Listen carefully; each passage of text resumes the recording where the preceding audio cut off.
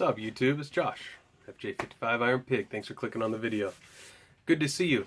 And this is the start of some vacation time for Josh. Use it or lose it. So, yeah. I hope you guys get in on my giveaway for that little first aid kit. You know, tourniquet, airway, nasopharyngeal, a little Z-fold bandage, Israeli bandage, and a Maxpedition 3x5 note card carrier that it all goes in. Just do a video response, put it on the video. You'll see it. Just check my timeline. What you can't see it, I'm patting down here. You can probably hear it, is Lucy, the little brown dog. Here she is right there. I think you can see her. Yeah? Okay, good. No? Yeah? Alright. What are you doing? Judging by the title, you're going to watch me drink some beer. What are we looking at? It is the Sierra Nevadas Hop Hunter IPA. It's kind of cool. It says that it is distilled hop oil. And the light on my camera is really bright and I'm kind of blinded. So, yeah, it's 12 fluid ounces. It is 6.2% alcohol by volume and 60 IBUs. So it's kind of like a little bit higher than middle of the road when it comes to IBUs. I'd read you the back label, but I can't see. It's so dang bright. And it comes in a brown bottle. Hemp seed, if you ever watch this lady is for you. So yeah, bottle opener.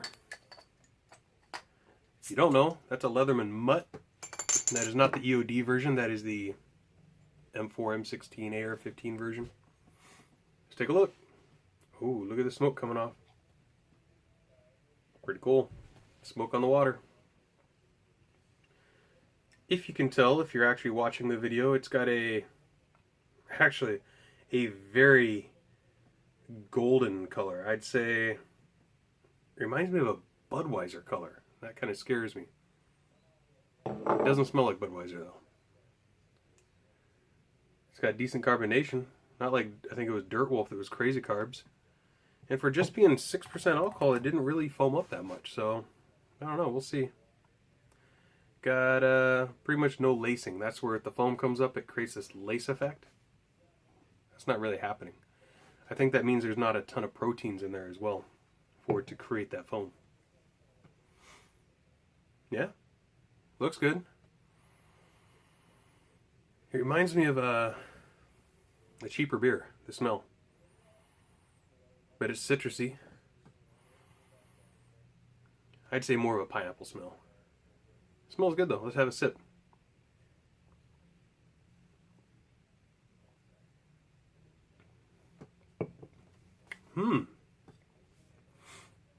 That tastes like no other IPA I've ever had. It's got to be that distilled hop oil, I'd imagine. It's got like a... when I say a rich flavor, it's not like really heavy, rich, like traditional French food that's like, ugh, after you eat it tastes great, but it's like, I don't want any more after a few bites. No, this has a rich flavor it's light, really crisp. Leaves you with just a little bit of a piney type bitterness, almost like a cross between a pine and a pineapple. To be honest, not quite as strong as a pine. But it gets you around the edges of your tongue, not down the middle of your tongue.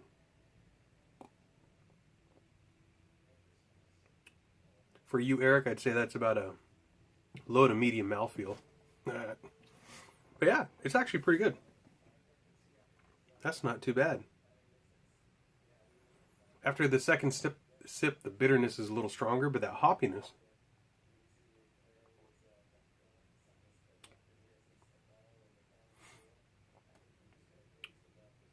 It's pretty good, actually. I like that. It'd be an easy everyday drinker, honestly, if you're into that sort of thing. This would be really good after mowing the lawn on a hot summer day.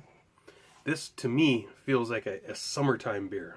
That's exactly what I'd classify this as right now, is a summertime beer.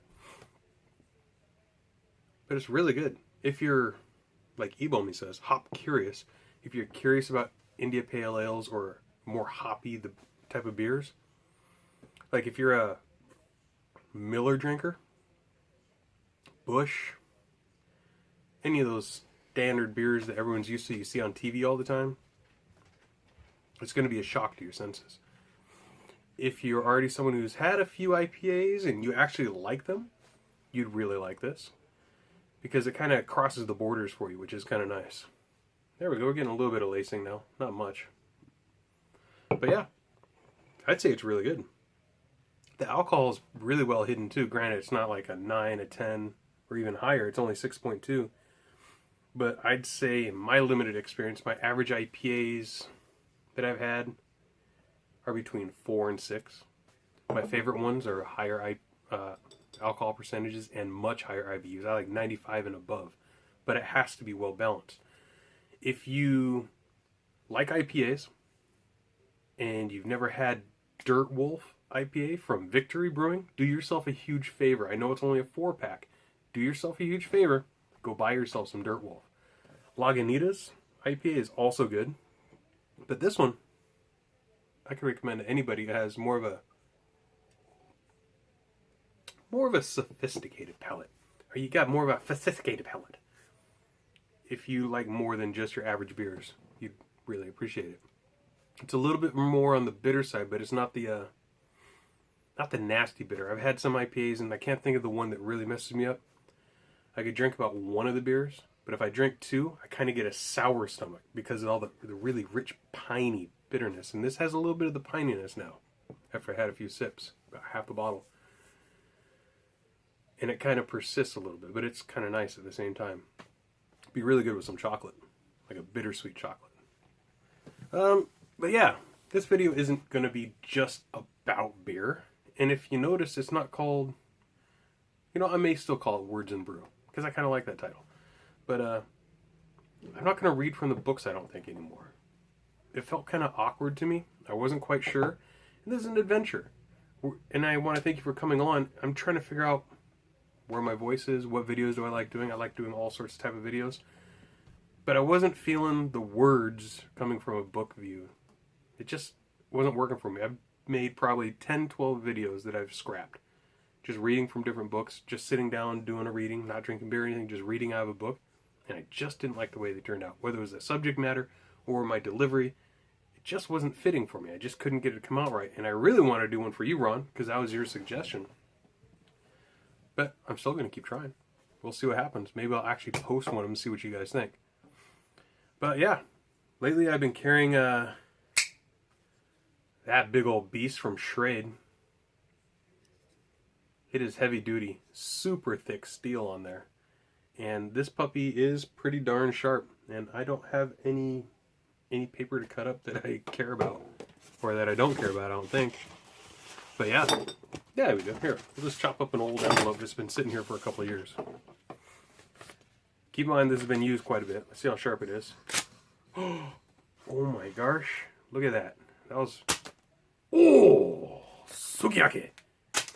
Some might say that playing with knives and drinking at the same time is not a good idea, and I think that could be a good idea not to play with a knife anymore. We'll set that down before I get carried away. Lucy's curled up on my feet right now. But yeah, I want to talk about somewhat of a serious subject, and I don't know if you're even still watching. If you are, hey, cool, kudos, more power to you. But maybe I'll try doing some brew reviews and talk about stuff that bothers me or that interests me.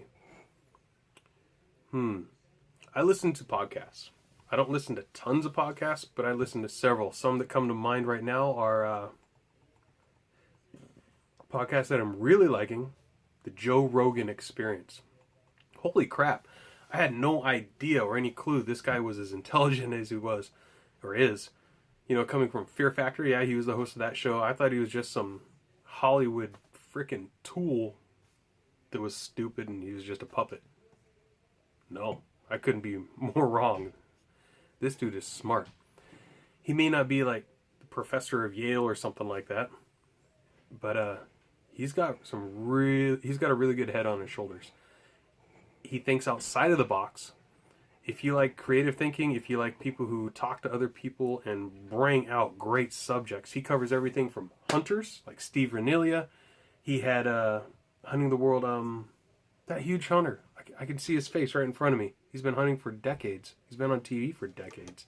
He's great for hunters. I forgot his name. Oh well.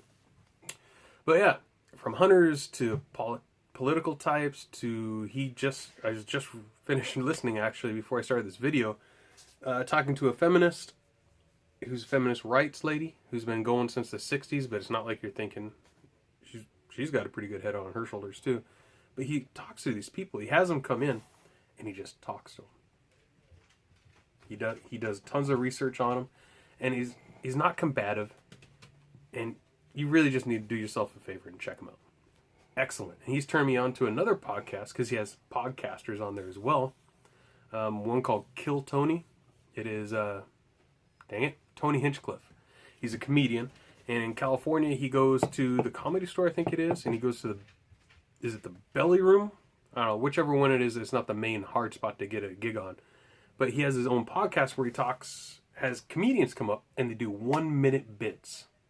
You got 1 minute, put it out there, and then he has guest judges that are also comedians, basically. Judges is the best way you could put it. And give them tips. Hey, you need to work on this, you need to work on that. I loved your delivery on this. Hey, you bombed. They make fun of them. It's really entertaining. It's really funny. I never would have even thought to check that out. And also another guy would be Meat Eater. I believe that's Steve Renelia. Cool dude. I really like his stuff. He had Meat Eater TV. It was on, I think, Sportsman's channel a while back. Right now, you can catch his current TV show, which is Apex Predator on Outdoor Channel, which is, I don't think that show does him justice. The way it's edited and produced, it does an okay job, but it seems kind of campy to me. I'm not really digging it too much. But the podcast is awesome. I haven't watched a single Meat Eater episode of the TV show, but his podcast is great. And he has Joe Rogan. They take him out hunting, and you just go along for the experience. It's really good. Even if you're not a hunter, you'd really appreciate it because they do the animals good. They do an honor. He's very honorable about it. He won't take the shot unless he is fully confident he can take the animal in the best, most humane way possible, which is really cool. We need more people like that. But yeah, I really like podcasts. Podcasts are great. One everyone should listen to is Stuff You Should Know. Josh and Chuck. Man, that thing has been around. I think they have over 1,000 episodes now. Just random stuff. There's a really cool one, probably my favorite, is a 10,000 year clock. Check it out. I don't want to tell anything about it because I'll spoil it. Seriously, I will. So yeah, check out podcasts. Do you guys listen to podcasts? If you do, throw some of them down below. Let me know what they are, because I'm always open to new podcasts. That's one of the things that inspire me. One of the things I really love is conversations with people, especially the older generations, the can-do generation. These folks are dying off left and right. It's sad, but they have great stories from that time period that no one else has, and so many of them do not put it on video, or more importantly, don't put it down in books. I just love the oral history of people. Get someone who has a great history and they present it in a nice way. I could just listen to them for hours. I run into a lot of people like that at work. But yeah, thanks for watching. I would probably recommend Hop Hunter IPA by Sierra Nevada. I always want to thank Sierra Trading Post. But Sierra Nevada Brewing Company, really quite good. If I had a scale, which I'm not really a scale guy, I would recommend it. It's not my favorite one I've ever had, but I'd highly recommend it. I'll probably buy it again, unless I see something better. But yeah, thanks for watching. Cheers. Guys, have a good night.